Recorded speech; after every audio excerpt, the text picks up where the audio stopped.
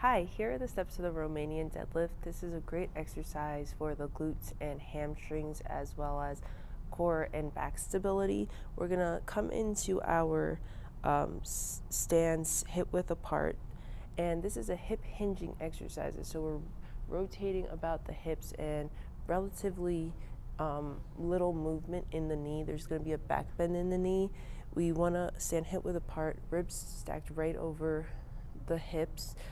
Feeling that tightening of the core and having the weights at your side. You can have kettlebells or dumbbells. Tightening underneath the armpits, feeling that evenness between your back and chest to stabilize the weight.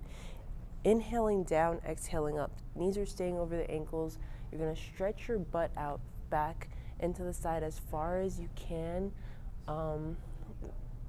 lowering the weight a little below your knee or where you can just stretch out your butt, and then we're going to exhale up.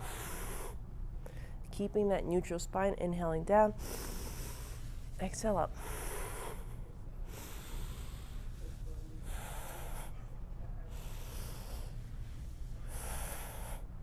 My armpits are staying tight, my hands are coming to my side, stretching out the glutes to the side and back as much as I can. The legs are relatively stiff. We're not really trying to feel the stretch out of that hamstrings.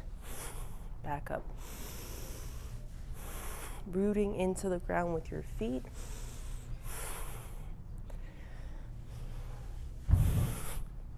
That is the Romanian deadlift. Let me know what you think.